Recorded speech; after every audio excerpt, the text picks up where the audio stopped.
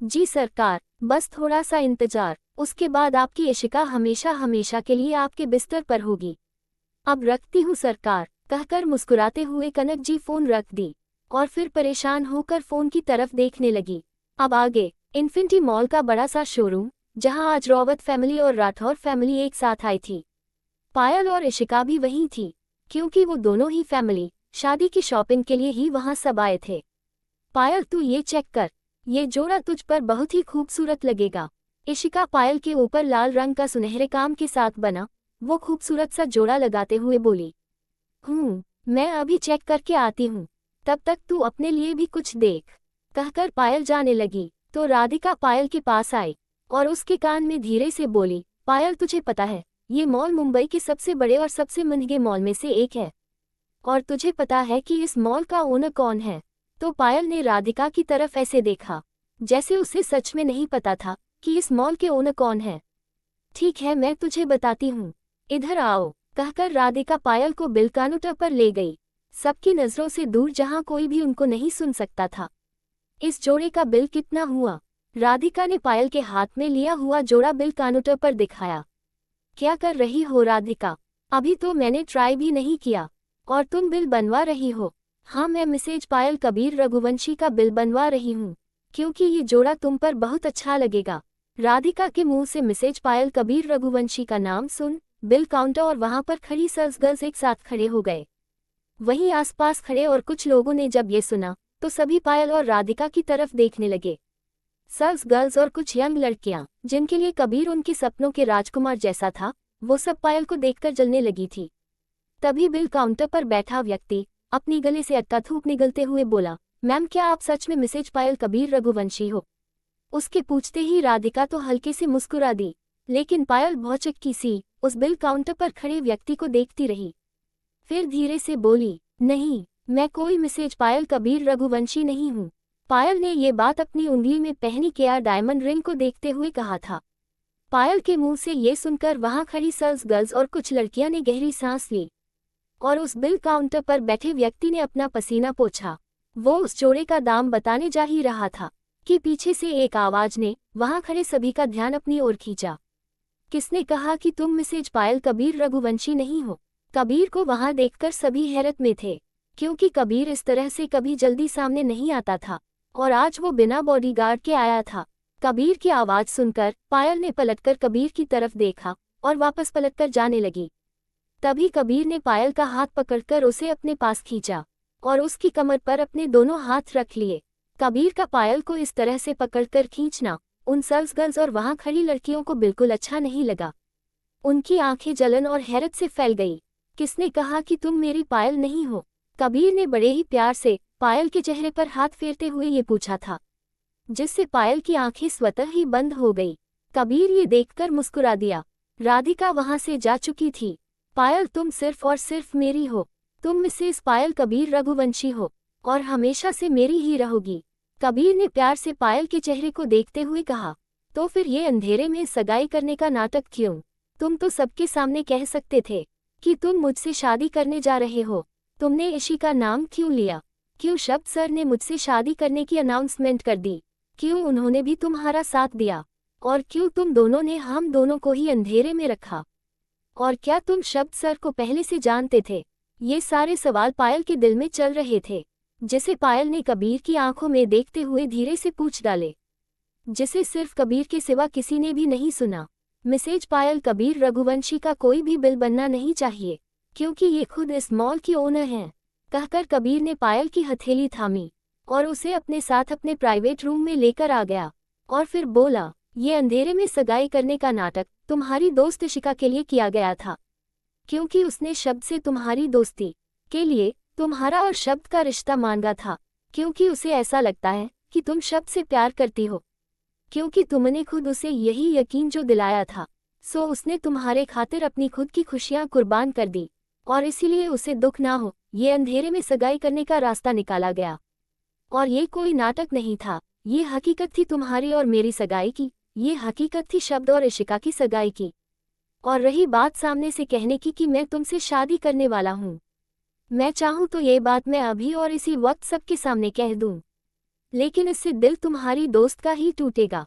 उसका भरोसा टूटेगा तुम पर से, जो कि मैं नहीं चाहता, क्योंकि अगर उसे तुमने ये बताया कि तुम शब्द से प्यार नहीं करते हो, वो सब एक ढोंग था, एक नाटक था, तो वो तुमसे नाराज हो जाएगी और फिर तुम पर कभी भरोसा नहीं करेगी। और रही बात मैंने इशिका का नाम क्यों लिया, क्योंकि उसे तो दुल्हन बनना ही है, लेकिन शब्द की दुल्हन। मेरे लिए तो वो मेरी छोटी बहन है और तुम मेरी दुल्हन, मेरा प्यार, मेरी जिंदगी। और शब्द को मैं कैसे जानता हूँ, या शब्द ने मेरा साथ क्यों दिया? तो सुनो, क्योंकि शब्द और मैं, हम दोनों ही दोस्त हैं। मेरे डैड और शब्द के डैड भी दोस्त थे, तो इसलिए हम दोनों भी एक दूसरे को अच्छे से जानते भी हैं और एक दूसरे के लिए अपनी जान देने का दम भी रखते हैं और किसी की जान लेने का भी।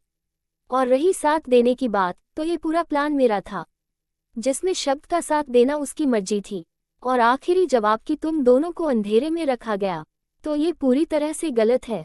तुम इस सच से अच्छी तरह वाकिफ हो कि तुम्हारी सगाई मेरे साथ हुई है, लेकिन तुम्हारी दोस्त उसे तो उसकी सगाई का सच भी नहीं पता है।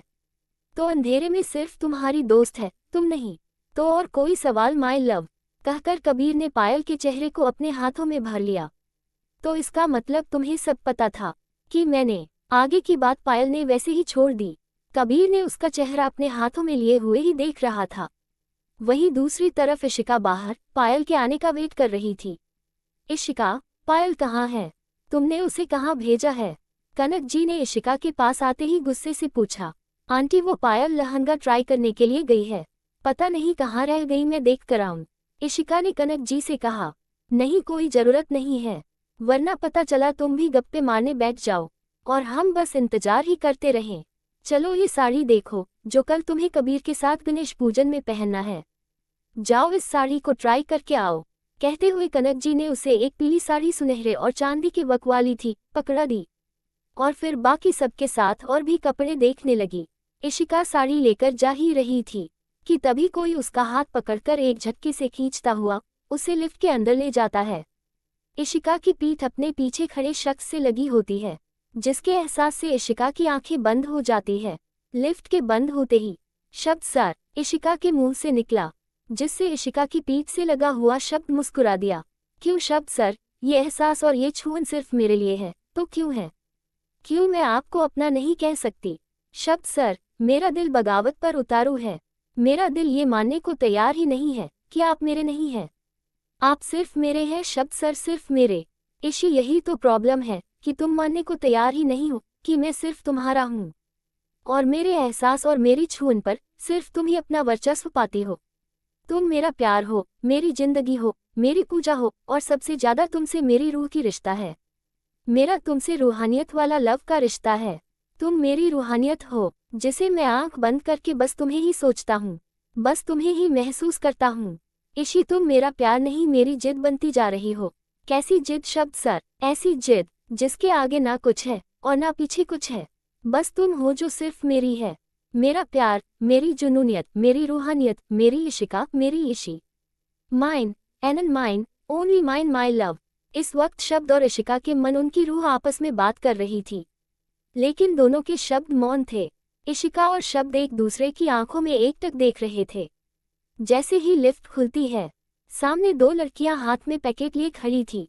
शब्द ने उनके हाथ से वो पैकेट लिया और इशिका के सामने बढ़ाते हुए बोला, कल गणेश पूजन में तुम्हें यही साड़ी पहननी है, मैं तुम्हारा इंतजार करूंगा। कहकर शब्द इशिका के फोरहेड पर किस करके वहां से चला गया। शब्द को जाता देख इशिका की आंखें नम हो गई।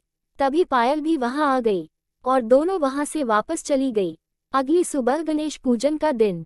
पायल और इशिका दोनों अपने अपने कमरे में तैयार हो रही थी। आज दोनों ने ही साड़ी पहनी थी। पायल ने रोज पिंक कलर की साड़ी पहनी थी, जिसमें गोल्डन कलर के तारों का बढ़िया काम था, और इशिका ने पीच कलर की साड़ी पहनी थी और उसमें भी गोल्डन कलर का अच्छा काम था। दोनों के ही ऊपर वो दोनों साड़ी बहुत ज्यादा अच्छी लग रही थी। पायल ने पिंक कलर से मिलता जुलता एक सेट पहना हुआ था और बालों को सिंपल सा रखकर खुला छोड़ा हुआ था। वहीं इशिका ने पीच कलर मिलता जुलता सेट पहना था और उसने भी बालों को खुला छोड़ दिया था। होठों पर पिंक कलर की लिपस्टिक और लाइट मेकअप, कुल मिलाकर दोनों ही आज कमाल लग रही थी। जारी है आज के लिए बस इतना ही। गाइस, बस कुछ बात से ही शादी सीक्वल शुरू होने जा रहा है। जो आपके लिए बहुत मज़ेदार होने वाला है। लेकिन प्लीज़ आप लाइक्स और कमेंट्स में कमी मत रखिए। प्लीज़ आज के पार्ट में दिल खोलकर लाइक और कमेंट कीजिए। अच्छा ये बताएं कहानी कैसी चल रही है? मज़ा आ रहा है ना पढ़ने में? चलिए मिलते हैं कल अगले भाग में।